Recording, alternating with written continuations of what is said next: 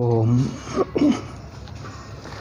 गुरुर्ब्रह्मा गुरुर्विष्णुः गुरुर्देवो महेश्वरः गुरुस्साक्षात् परं ब्रह्म तस्मै श्री गुरवे नमः।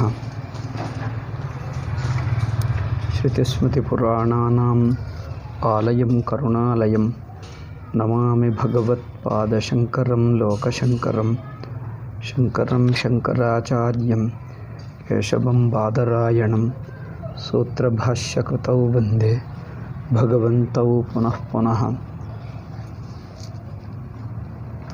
नमामि गौडपादञ्च शङ्करं श्रीसुरेश्वरं स्वामिनं सच्चिदानन्दमिन्द्रं तं ज्ञानरूपिणे। ओम Narayan Narayan.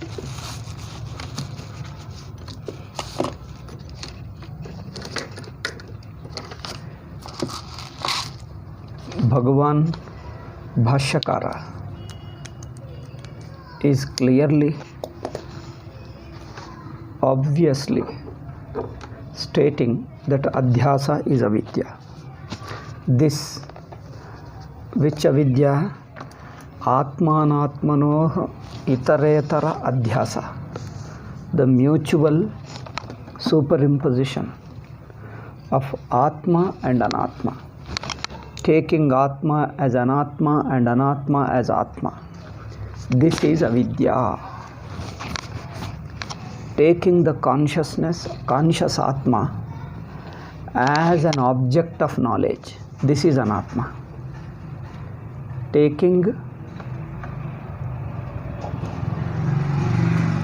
Taking Atma as an object of knowledge, whether object of aham pratyaya, object of yushmat pratyaya.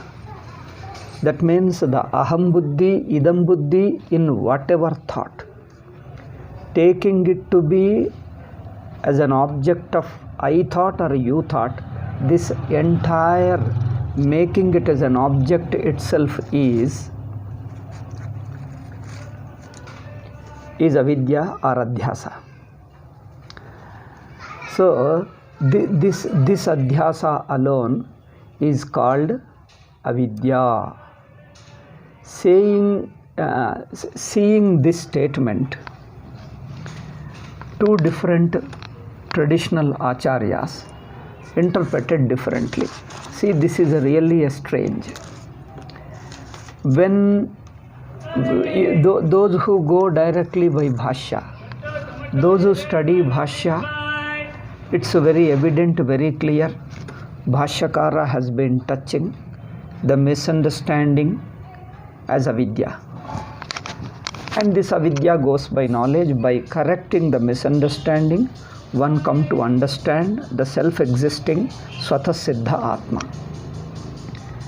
Now, when Bhashyakara told openly adhyasa is avidya, those who have got a different tradition, different concept of avidya, they find it difficult to accept the open statement of Bhashyakara, the open direct statement of Bhashyakara. So they find it somewhat difficult. Therefore, they give their own explanation. So they have to twist it. No, Bhashyakara doesn't mean it. In fact, because for them adhyasa is not avidya. There is something other than which we have already refuted. There is a cause of adhyasa. For misunderstanding requires a cause, a material cause and all that. Now they say, if the material cause is adhyasa according to them, then why does Bhashyakara say directly adhyasa is avidya? So they are in trouble now. They don't know. The trouble in the sense they find their explanation is going against Bhashyakara's open statement. Their explanation that there is an avidya, that avidya is something different other than adhyasa. This explanation of them is going openly against Bhashyakara's clear statement. Now we have to ask them now, why did, if that is the reason, Then why does Bhashyakara say Adhyasa is avidya? For us there is no problem. We are accepting as Bhashyakara told, avidya, Adhyasa is avidya. Now we are asking them, now tell me what is your explanation. When Bhashyakara is openly admitting that Adhyasa is avidya, then what is the place of your explanation? That there is a cause of Adhyasa and that is real avidya. That is nowhere touched. It is going against openly Bhashyakara statement. Now, if you ask people, supposing some people talk against, now I am just leaving it, I am talking in general now, leaving this Adhyasa point. When people talk openly against a evident fact, self-evident fact, when there is a self-evident fact, you talk to them against them. You talk to them, see, you are talking against a self-evident fact which is universally acknowledged, universally visible. If you ask them, people have some explanation they give, but is the explanation sustainable? You see, nobody, very humble people alone accept their mistake and instantly. Even a thief, even if he is caught red-handed, he will give some explanation. See, it's a very strange thing. A thief who is caught red-handed, even then he gives an explanation. You see, I have no intention to thief, I have no intention to rob, so it was for some other reason I am taking here. See, oh, it was done with the best of the intentions. One of our important politicians told Gandhiji when he was caught red-handed, taking the sides of an enemy of India when he was caught. And he says, no, it was said with the best of the intention. I think people, more than the honesty, more than the facts, they have got a intelligent mind which can distort. Even you are caught red-handed, also you have got some explanation to give. Some explanation to give. This is a very strange nature of a person. The people who go by the simple facts and bare sincere people find it difficult. Find it very difficult. Why can't they accept the facts which are visible? For them, more than the fact, their own untenable explanation, inconsistent, untenable, openly obvious lie it is. For them, the lie, inventing a new lie to cover up the visible fact, openly visible fact, you have to just invent a new explanation which doesn't fit. We have got in Telugu generally a servant. I'll give you one simple example. A servant, he was to look after the calf. In fact, buffalo, the baby buffalo, or calf we can say. He is supposed to graze the calf, and one day the master came and he saw the boy who is supposed to look after the calves is on the palm tree. He has climbed the palm tree. He asked him, hey, why did you climb that? When you are supposed to look after these calves, why did you climb there? That means that fellow wanted to drink there. Palm means he will get some liquor there, some liquid. So the palm tree oozes some liquid, and then he wants to drink there. So he asked, hey, why did you go there? You know what explanation he gives? No, I didn't go there for drinking alcohol. So I went there to fetch the grass for the calf. In Telugu, if I have to say, తాడి చెట్టు ఎందుకు ఎక్కావురా అంటే దూడ గడ్డి కోసం, ಹುಲ್ಲು ತರುವುದಕ್ಕೆ, to bring the hullu for ಏನದು ಕರುವಿನ ಹುಲ್ಲುಗೋಸ್ಕರ ತಾಳದ ಮರ ಹತ್ತಿದನಂತೆ. See the explanation. ಅಲ್ಲಿ do you get grass for the calf on the tree? Grass for the calf on the tree? That is the explanation. Strange explanation, but they give. and they feel it is very convincing. They have a tradition. The human mind is such a, from this, not only the adhyasa, I am pointing out here, human mind is capable of deluding itself with a lot of explanation. Now, I think I wrote one preface to Mula Vidya Nirasa somewhere. In one Adhyasa book, Swamiji's book on Adhyasa, I had to write some preface. I told Swamiji not only refuted Mula Vidya, but the mindset which feels the need of Mula Vidya, that also he has refuted. Here, people leaving the open explanation, which is untenable, inconsistent, and indefensible stand they take. One wonders why do they take? Because many factors come into picture. Because human mind is capable of conditioning itself, brainwashing itself to accept so untenable fact which is visible, yet it wants to accept it. This is a very strange nature of the human mind, and we should not yield to such a mind. That's all I want to say. All that I want to say is, in the name of your Guru, in the name of tradition, in the name of Upanishad, in the name of your God, in the name of Prophet, in the name of revelation, you tend to accept many unacceptable things. Two things are there. You accept many against open facts. Against fact, you accept some explanation, and you show your lot of ingenuity, lot of ingenious mind to explain that. And people say that yes, we are explaining.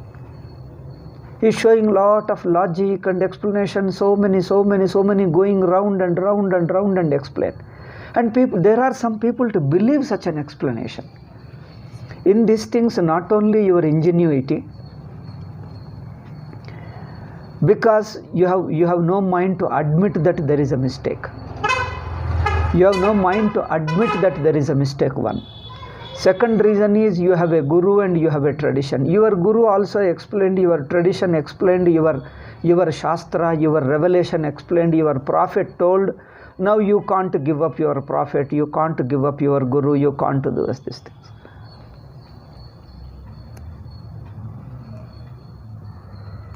Isn't it? So, and another thing is, you think that there might be an explanation even against the visible fact, open fact. You think another thing is, some people say that no, you can't be so rigidly logical. Everything, if you go by logic, you can't live. Truth is beyond logic. This is one explanation. You are going literally by Shankara's words. There are many deeper explanations you have to give. You can't take literally. Why do you have to go to the deeper explanations or off the sentence explanations when the explanation itself is suited to your anubhava directly? When the explanation is directly according to your anubhava, because people think that obvious facts cannot explain, we have to go something deep. In the name of deepness, you start believing many illogical things. In the name of going deep, you start believing many illogical things and deny the open facts. This is the mindset some people have. And we also may have, after all, we are also human beings. You have to guard yourself from it. See, the truth itself is the safest thing. The open facts, the truth saves you. The open fact, truths you need not deny. People say that, oh, you can't accept the visible facts. If you accept the visible fact, you can't understand the truth. Truth is something more, deeper, mysterious and all that. See, fact is always the same. Truth is the truth. Truth alone can save us from all our misunderstandings. You don't have to become emotional. But emotion has a place. We don't reject the Shraddha, faith. We don't reject the faith, Shraddha, Bhakti, emotion. We are not undermining it at all. Note this. We are not undermining. We are not undermining Guru. We are not undermining tradition. No tradition needs to be set aside, no guru need to be set aside. Shraddha, bhakti, emotion, all that has a place, all that has to be accepted. There is, but thing is, why do you think that fact needs to be covered up in order to maintain the tradition and guru and Vedanta? Why does the mind think that you have to give ingenious explanations against the facts? Fact itself is not enough, because fact is so vulnerable, so delicate, it cannot liberate us. Therefore we have to go somewhere more than the fact. Why do we need more than the fact? Why do we need more than the fact? Why do you think that fact is so helpless and it is in need of your ingenious explanation? I don't know where you are understanding what I give this explanation. It is outside the Sugama I am explaining. Because in Mula Vidya Nirasa, Swamiji not only refutes the concept of Mula Vidya. If you watch the Mula Vidya Nirasa Grantha, is an amazingly extraordinary book, I tell you. I think you may not find it for another few centuries. You don't find such a book, Mula Vidya Nirasa. We have been taking that. We have been teaching in Bangalore Karyalaya now. Because of Corona, we are unable to continue. But we will continue it later. Particularly the second chapter. Amazing Grantha. How point by point Swamiji discusses that. See, in each point the Purvapakshi brings another argument. Now he makes us busy. He keeps us busy in the argument after argument, argument after argument. But see, you are ingenious, we can understand. You are very intelligent. You are ingenious. With your ingenious ways, you are bringing ever new argument. Again and again, new and newest argument. But through all this ingenuity, you are admitting one thing. You are exhibiting one biggest weakness of the human mind. I am not blaming you as a human person. Any human being may have, I may have, you may have, anybody may have. It is the biggest human weakness we have to guard against. Okay. We start suspecting the truth. Can truth be so simple, so obvious? No, it can't be. Truth must be something deep. In the name of deep, you all go away from the fact. I say, don't go away from the fact. Fact itself is enough. It can explain everything. It can accommodate Shraddha, Bhakti, Paraloka, Punarjanma. It can explain everything. Adhyasa can explain everything. Adhyasa can explain Vyavaharika Satta, Karmakanda. Adhyasa explains everything. You don't have to go outside Adhyasa in order to give all your explanation. They think Adhyasa is not enough. See, you say, I am giving you all these explanations whether you have faced or not. I tell you, I was before with Mula Vidya Gurus. They were giving all these explanations. Years together I had to face. Single-handed I had to face. I was all surrounded by these people. I had to face them. Therefore, they say you can't explain. Adhyasa alone is not enough. Therefore, we have to. When Adhyasa is an obvious experience, why do you think that Adhyasa is not enough? Because you already thought Adhyasa is not enough. Unless you go by these ingenious explanations, Adhyasa is not enough. Why? Why do you think Adhyasa is not enough? You see directly Adhyasa is explaining everything. Oh, they don't think like that. Adhyasa is not enough. We have to go something different. We have to do something more. These are all the kinds of explanations the mind gets easily attracted to. Because volumes and volumes are written. Hundreds of sadhus, hundreds of acharyas have accepted Panchapadika, Vivarana, Bhamati, all these things. Madhusudana Saraswati, Vidyaranya, they are all great people. I tell you, I am not underestimating. They are all really greatly respectable people. Their understanding of Vedanta, their Vairagyam is uncomparable. They are very great people. But certain explanations, think a simple human weaknesses, that Adhyasa is not enough. It cannot explain. You have to bring something more to it. This is the simple, innocent looking argument is the real culprit. Some people, even after listening to our Sachidananda Swamiji's, when they listened to them again, they went back to same Mula Vidya, because they found that, because oh, he is such a great man, international Swamiji, and he is so open-minded, so logical thinking. How could that Swamiji wrong? I thought people again fall for the people, fall for the tradition, fall for the voluminous books, and ignore the open fact. Because I also thought at one time like that, am I committing a mistake? Am I getting carried away by Sachidanandendra Swamiji? Much before, it was in 86, 87. Am I getting carried away directly? Because that one Sachidananda Swamiji, if it were wrong, then what about all these Swamis, all these Acharyas? Could they be wrong? I had to check, recheck hundreds of times. Years together I checked myself, not one day. Am I just getting deluded? Oh, just getting fascinated by Sachidananda Swamiji's explanation? Am I going wrong? Am I easily getting carried away? I checked myself again and again. No, let me not be emotional. Let me not go against the tradition. They are all respectable acharyas. Let me not be prejudiced against acharyas. See, we have to be very patiently look at yourself. Then, after watching again and again, seeing their explanations, oh, then you understand. Then you may say, why such a great acharyas? They are not ordinary people. Their vairagyam, their tyaga, their inner understanding is so great, so great. How can such great people, acharyas, commit such a silly mistake, such a small mistake, which I am able to discover how it is wrong? Don't get carried away by this kind of arguments.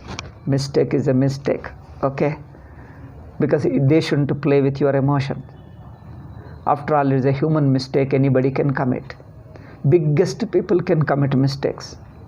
In our history, regarding Gandhiji, regarding Vivekananda, regarding Ramakrishna, regarding Ramana Maharshi, in all these people also they made certain mistakes.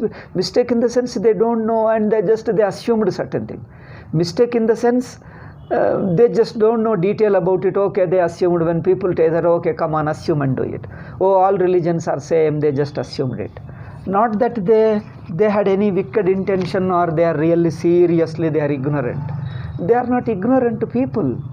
It is just an assumption. People say that, oh, okay, it may look innocent assumption. It is an innocent assumption, but innocent assumption has serious problem. It has caused serious damage to whole Hindu society, whole world. Terribly for centuries we are suffering. So I explain, we have to become harshly, I have to explain. Otherwise I don't have to be harsh. We can gently say it is a mistake, leave up, over, all problems are over. But mind is resisting. My God, such a great avatara purushas, such a great, how can they be wrong when all religions are same when they say? Human mind is so, oh, such a great man, such a simple thing, can't they understand? No, there must be some truth in it. There must be some truth. All religions are same. How? So I am telling you, these are the simple assumptions. Simple, they assumed what is wrong. Even if it is wrong, so what? Even if it is wrong, so what? I assume and go ahead, so what? They just took it lightly. And this light thing alone created havoc. Even now we are suffering for this. All religions are same mistake and Mula Vidya mistake. Even now we are suffering. So the mindset, it is a human nature, it is a human weaknesses which just gets easily attracted by the explanations, logic and the tradition and the guru and the volumes of books and all that. I tell you, if a big man assumes certain things, commit mistake, what is wrong? Do you think his jnana will suffer? His understanding, his vairagyam will be less? But still you can assume it is a human intellect's mistake, not the jnana's mistake. Jnanis are not under mistake. I tell you, jnanis are not under mistake. It is a human intellect can commit it. What is wrong in that? Why do you equate the human intellect with their jnanam? Their jnanam is anubhava nishta. Shall I tell you? If I tell you, you will hurt. Therefore, I don't want to tell. However, I ruthlessly, openly tell, still I have got certain secrets to hide. I cannot tell you. I tell you. I know certain important international great gurus. I don't want to tell you. I have hidden. In spite of my open-minded talk, still I have hidden certain things I don't want to tell. Then because I understood, it is the intellect that is just taking for granted certain things. So you can't suspect their knowledge. They have transcended mind, they have falsified. They have understood whole Jagat is mithya, including their mind, the mind which is talking to us. When you listen to the Guru, the mind which is talking to you, Through the mind, the words are coming to you. The mind, the words, the body which you are seeing, all this doesn't exist. All this is false. So the Jnani Guru stands beyond the body through which he is speaking, beyond the mind that is talking to us, that is giving explanations.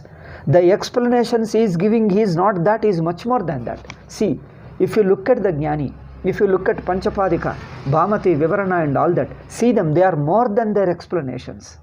They are more than their explanations. Their explanation is coming from intellect, but they stand as Chaitanya Rupam Sakshi. So after all, if the intellect commits a mistake, so what? You mean their Jnanam suffers? Intellect is intellect. Somebody told something, okay, Mula Vidya is there, they accepted. So don't undermine the Jnanis and great Gurus. People think that, oh, you are going against Panchapadika, you have no respect for tradition, they tell me. I tell you, this kind of thinking we have done long before. Long before I have done all this thinking. All this thinking, am I hurting tradition? Am I disrespecting our traditional Gurus? I have done all this thinking thoroughly. Okay? Just don't get emotionally carried away. You understand it is the human intellect that does it. Human intellect assumes certain things. It is the nature of intellect. But the Jnanis falsify the intellect. Falsification doesn't mean, see, one more thing I tell you here. You transcend the intellect. That means your consciousness, your sakshitvam is beyond intellect. Still, the intellect is used in the worldly level. In the worldly transaction, intellect alone you use it. Like a role in a drama. Like a character in a drama, you transcend the character. You transcend the you transcend your role. So you are not the role, but just because you transcend the role doesn't mean the role will always be correct. The role can make mistakes. Okay? You transcend the intellect, yet intellect can make mistakes. Intellect can make mistakes. What is wrong? You transcend, but intellect can assume certain things without a sufficient basis. It assumes certain ideas, certain concepts, and goes ahead with it. But you transcend. I tell you, you understand. Even the big gurus, avatars, Jnanis also assume certain things like innocent baby, common man's events, certain things they assume and then go ahead with it. Mistakes happen. Even in Puranas, Vasishta is considered, Vedavyasa does certain things, Vasishta is considered certain things, his sons are lost and certain things, he was found to be doing certain things. People were shocked, oh my God, Jnani should be very serious like this. I tell you, intellect is an intellect. It is like a baby intellect, it does mistakes, so what? A mistake means assuming certain things without knowing it.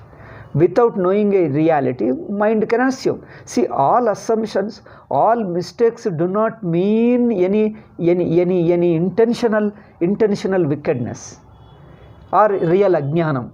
An assumption need not mean ajnanam. Okay? A real serious mistake about it. A simple assumption, he thought it is okay, I assumed it, that's all. Intellect assumes certain ideas, even without, in their understanding, in their awareness, they transcend, but still intellect is intellect. Just like the body has got a body, hands and legs. See, even Brahmajnani's body also eyes, he sees with his eyes. When he is hungry, he eats food. When he is thirsty, drinks water. What does he do? So, just because he is a Jnani, you mean he won't eat food? He won't drink water? He won't sleep? What do you feel? So, body is a body. He knows that I am not the body. He knows the consciousness. Consciousness is not equated with the body. Consciousness trans is independent, in which body is only a false thought. But there is only a thought of the body and there is no body. There is only a thought, and thought is nothing but consciousness. So from the standpoint of consciousness, there is no body. But if body is only a thought, thought is also from the standpoint of a thought, and that thought, body is a body. So even hunger is also a thought, eating food is also a thought, thirsty also is a thought, drinking water is also a thought. Within the thought, like in a drama, things happen. So what? Why do you lose respect to your acharyas? You can reject what they say. They may say certain wrong things, Panchapadika, Vivarana, set aside what they say. But doesn't mean we disrespect their Panchapadikas and acharyas. Panchapadika, Vivarana, Bhamati, they are all respectable. Respectable doesn't mean what all they say, every word verbatim you accept it. Not necessary. I think this emotional weakness we have to come out. We have to transcend. This requires a bold thing. This requires a real selfless bhakti, a real unemotional bhakti. You require a real bhakti, real respect for our acharyas without becoming emotional. Okay? Even if you go by the Shankara's biography, Shankara was very much displeased with Panchapadikakara, because Sureshwara wanted to write, if you go by that Shankara Vijaya, Sureshwaracharya, in fact Shankaracharya himself asked Sureshwaracharya, come on, write a commentary on my Sutra Bhashya. The story says, we don't know how far it is true. Shankaracharya himself called Sureshwaracharya and asked him to write Brahma Sutra Bhashya. Panchapadikaka Padmapada objects. No, he is not the right person. He can't. He is not capable. He is not capable. He should not be given that. He should not be assigned that job. He is not right. Then Shankaracharya says, okay, if he is not right, come on, you write. If you don't want Sureshwaracharya, come on, you write it. He says that no, even I can't write. Then you can't write, then keep quiet. See? See? So he rejects even Shankara's view. Then what can you say? Then Shankaracharya understood these are the kinds of people, they can't write and they don't allow others. Why does he, if I'm just going by the story, we don't know how far that is the true, because a lot of rumors are put in Shankara's life. Then why should he suspect Shankara's judgment about Sureshwara? Shankaracharya is a guru of Sureshwara, is a sharp person. When Sureshwara is talking, because Shankara discussed with Sureshwara for years together, Vedanta, and he knows how much Sureshwara is understood. So therefore, having examined, having tested, he understood Sureshwara understands Vedanta Prakriya thoroughly well. Therefore, he has decided to assign the job to Sureshwara to write commentary on Brahma Sutra. Padmapada, objects it, no, he should not be given. He should. How much Padmapada knows Sureshwara? And why should he suspect Shankaracharya's judgment about Sureshwara? And he should explain how it is wrong. Where, without showing any evidence, gives a sweeping argument, no, Sureshwara is not fit. Why? Because he was a Gruhastha. Even being a Gruhastha, big crime. See? Even being a Gruhastha also a big crime. See? So he doesn't show how Sureshwara is wrong. He doesn't show any evidence. Simply, sweepingly, just because he is a Gruhastha, he has got a slant for Karmakanda, therefore he won't be fit for Vedanta. See, what an argument. But in spite of this argument, I don't suspect Panchapadika is a fool. He was a great man. These are all silly mistakes anybody can make. What is there? These are all human weaknesses, human judgments. You just go by incomplete data and then you may have a wrong assumption about certain things. But these wrong assumptions can always be changed at a later time. Can always be changed. A person doesn't become wicked for having some misunderstanding about somebody. An innocent misunderstandings. Okay. Even one of the gurus, I think I told you I studied from more than one guru. 7, 8 or 10 gurus. If you count all of them accurately, there can be 10 gurus. All are sannyasis. One of the guru, most important, most great man. He studied even Satchidananda Swamiji's books. He considered Satchidananda Swamiji as Brahmavid Varishta, Brahmagyani. Yet, when I touched him about Moola Vidya, my God, how he became emotional and shouted at me. I don't want to take his name. Then I understood. But I tell you, I never lost respect for him. I could see that he is still Jnani, but still intellect can go by the routine ideas. Just intellect can make mistake. I tell you, I could see that he is beyond the body, beyond the mind and intellect. He stands as a Sakshi. From his way of talking, from the way as you sit in front of him, you can see he is no more the body, no more the mind. Yet when he is talking, I tell you, difference Moola Vidya. I tell you, can you see that? You will be shocked. You will be shocked. You will lose faith in such people. I tell you, I have been right from beginning. I have been talking to all my gurus. With all my Mula Vidya gurus also, I have all respect for them. I never lose my respect. I know they are very Mula Vidyavadis. They reject Sachidananda Swamijis. Still, I don't lose respect for them. Their understanding is very good. Certain things they assume. I don't know whether I am making my point clear. I am unnecessarily deviating. So certain things they assume. That assumed points interfere for other sadhakas like you and I. So for other Vedanta Vicharaka, these innocent mistakes of them, innocent assumptions of them constitute wrong prakriya, and they interfere in your understanding. The prakriya is wrong. Their assumptions are wrong. We are criticizing their assumption, not those gurus. Remember, we are not criticizing those gurus. Their assumptions we are criticizing. Assumption, after all, anybody can assume certain things. What is wrong? In spite of their mistakes, they continue to be jnanis. We are not questioning their jnanam. We are not questioning their jnanam. Their presentation mistakes are different from being jnani. Okay? Their presentation defects. Certain things they assume and present. If you remember, even Ramakrishna also, Ramakrishna Paramahamsa, all religions are same. It is looks childish. So it is not true, even he understands. But just in those days, there was a prevalent view of Brahma Samaj and all that thing. Even Vivekananda came and all this. See, Indians are propagandists without understanding. Brahma Samaj propagated. Calcutta was propagating all religion. Jesus. Shall I tell you? Even Vivekananda was Jesus Bhakta. Even Vivekananda propagating Jesus Bhakti to Ramakrishna. Vivekananda himself antisi kottaru. I think in Telugu we call him good explanation. Antisuvadu. Antisuvadu andre, I don't know how to say. Antisuvadu, how to say. Even Vivekananda pushed that Jesus Bhakti into Ramakrishna. Ramakrishna didn't care for Jesus, all. He was purely Vedantin. He was purely Vedantin, purely Kali Bhakta, purely Krishna Bhakta, Rama Bhakta, Indian. He was a purely Hindu. It is Vivekananda pushed all Jesus Bhakti into him. And one more biggest fellow who spoiled Ramakrishna, do you know that? I am telling you today bluntly, sorry, because I have to tell certain facts. The very Mahendranath Gupta who copied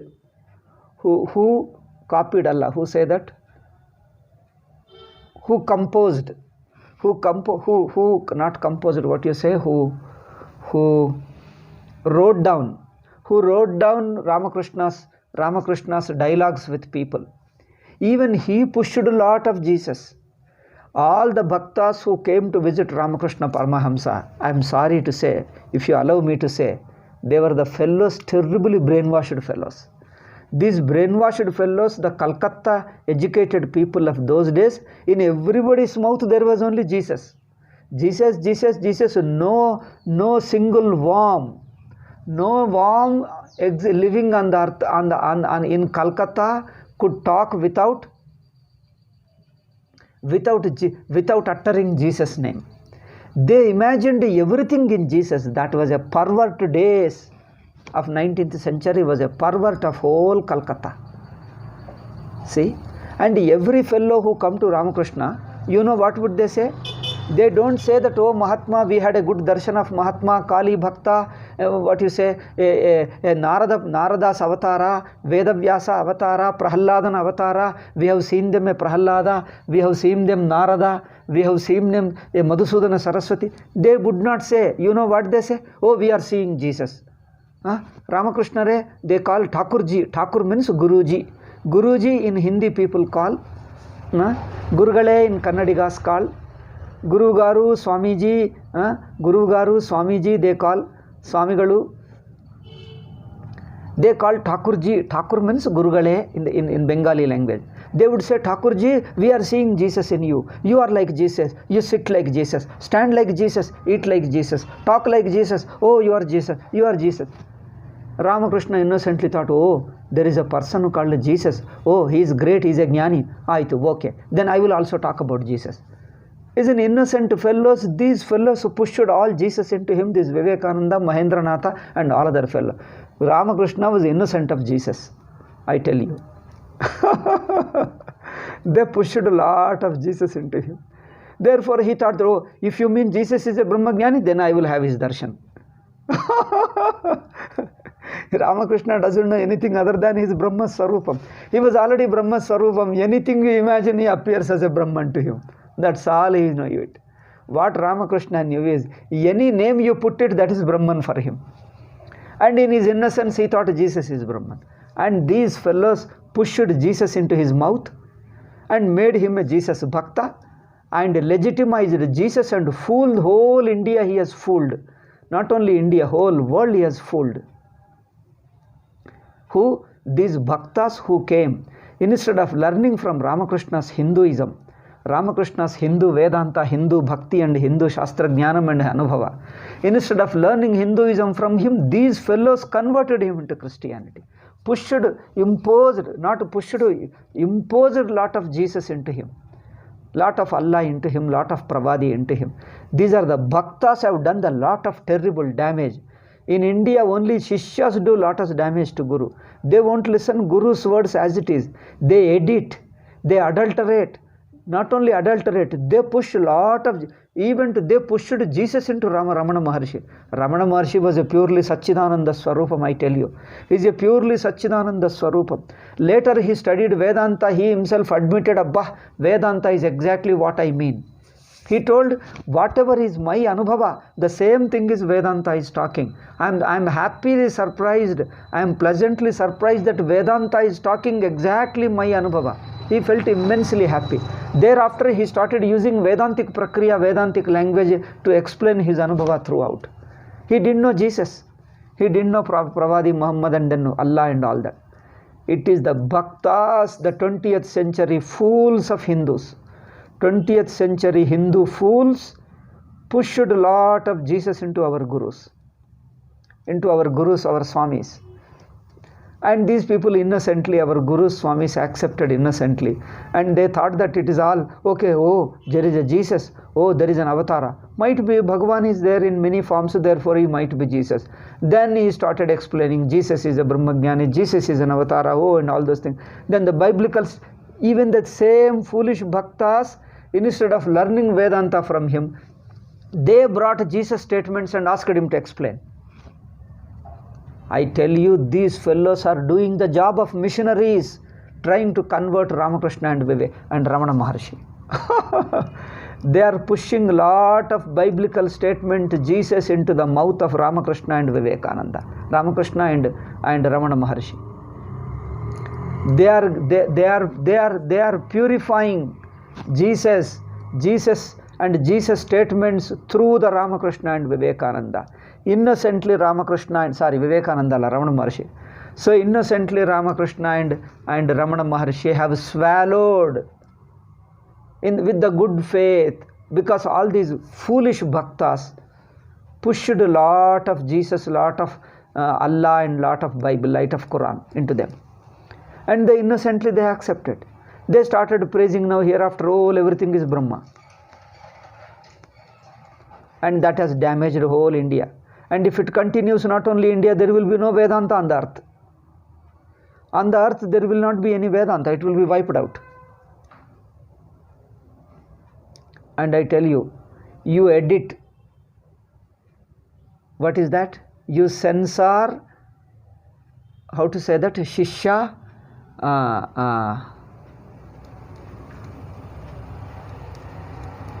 Infection of the Shishyas. Jesus infection. Christianity infection, Islamic infection in the minds of Ramakrishna and Ramana Maharshi. The infection brought by Corona. They pushed the Corona into them. By his own disciples, instead of learning Vedanta from them, they pushed their own disease into them. These people, two saints, innocently accepted. Not only this, even our Chandrasekhar Bharati accepted, our Shringeri Shankaracharya also accepted all these things, because that was the 20th century. When everybody is infected, they also could not remain without being infected. Innocently, they also accepted. But I tell you, we have to censor all these things. Listen to them, Hinduism and Vedanta. They are better at Vedanta. They are excellent at Vedanta. They are superb at Vedanta. But these things we pushed into them. And they innocently accepted, started repeating, okay, Bible is great and Jesus is great and Pravadi and Prophet Muhammad is great and all biblical statements are great. And start imagining all Vedanta in the biblical statements. And now we start quoting that, no, our Swamiji is told, our Guruji is told, and Ramakrishna told, and Ramana Maharshi told. It is this Vivekananda, Mahendranath Gupta, and these people pushed Vedanta into, and Bible into them. Ramakrishna didn't talk of Bible at all. He never bothered. He just dismissed it. He talked of only his Kali and Vedanta. That's all. He talked his own Anubhava. It is these people pushed unnecessarily many things. Even to Ramana Maharshi also did the same thing. And we Hindus, carrying the tradition of our Jesus-infected Hindus, contemporaries of Ramakrishna and Ramana Maharshi, who were infected more by Jesus, we are following the tradition of these fellows rather than directly Ramana and directly Ramakrishna, directly Shankaracharyas. Anantara Kala, in the later period, every Shankaracharya, every Swamiji is talking the same thing. Every Guruji is talking the same thing. All religions are same. There is Advaita in Bible and all that. And this we were unable to handle. Unable to handle. Okay.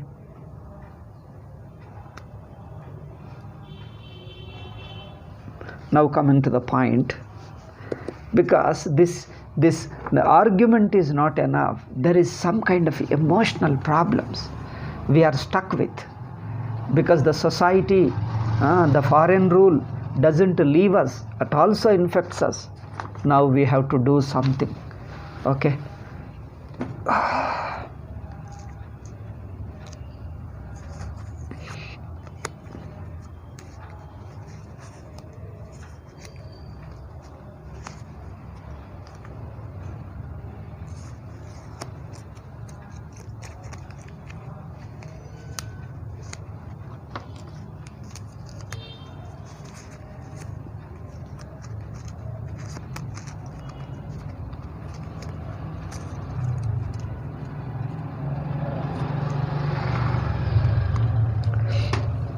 So now I think you understood how to be unprejudiced, open facts and just to see them. Now coming to them, why Shankaracharya's open statement that Adhyasa is avidya, we are unable to accept.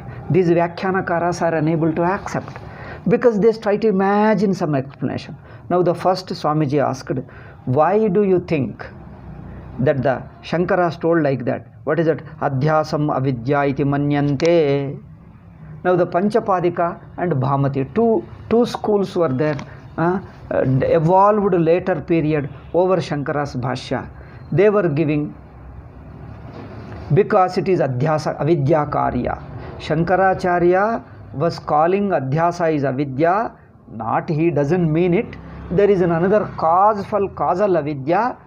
Because of that, Adhyasa takes place. There he is calling Adhyasa is avidya, because Adhyasa is an effect of avidya. I told, why do you say Adhyasa is effect? First thing is, Adhyasa is not an effect, is anadi. And all cause and effect is within Adhyasa. And second reason he gives, then if there is a karana for Adhyasa, why Shankaracharya should leave karana and talk about karya as an Adhyasa? Why should he have to say? Why did he have to say leaving the karana, and why did he have to say the karya? You know what explanation they give? That's because Mula Vidya, the Mula Vidya, that is a Karana Vidya, is not capable of causing any samsara, causing any evil, causing any misery in Sushupti. In Sushupti there is no Adhyasa, there is only Mula Vidya. Only Mula Vidya cannot cause suffering.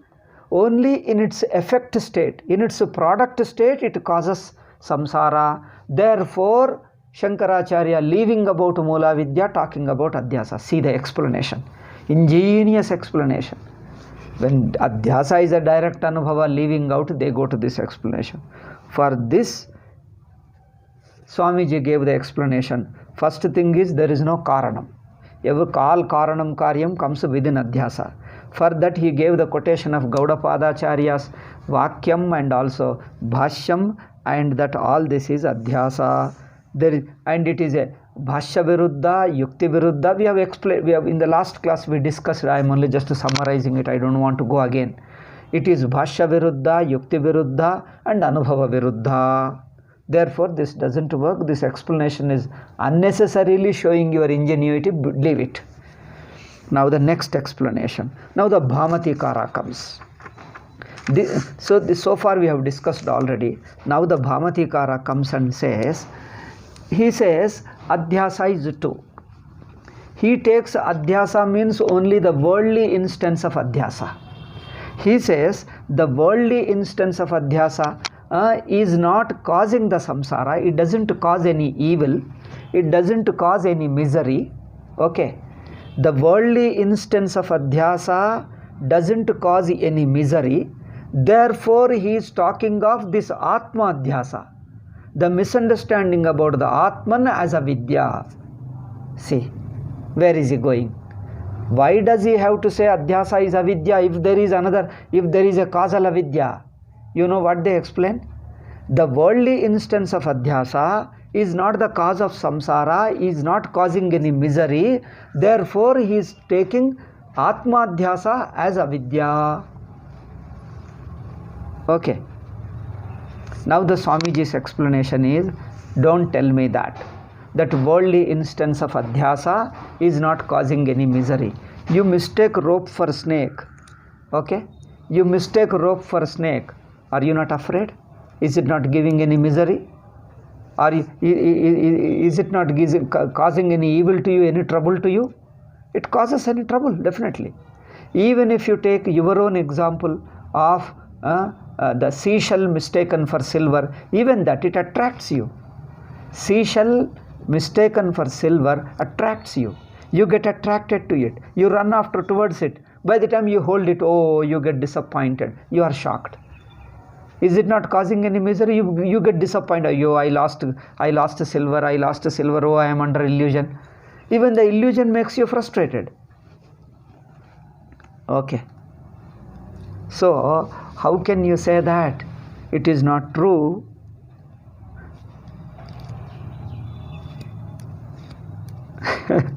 I think these explanations are too silly. Trying to defend his silly, childish one. I think I'll go ahead.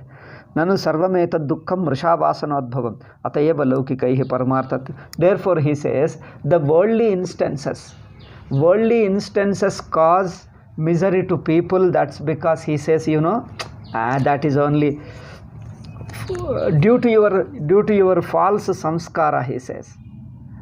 Due to your false samskara, that does it. So the real problem is only Atmadhyasa.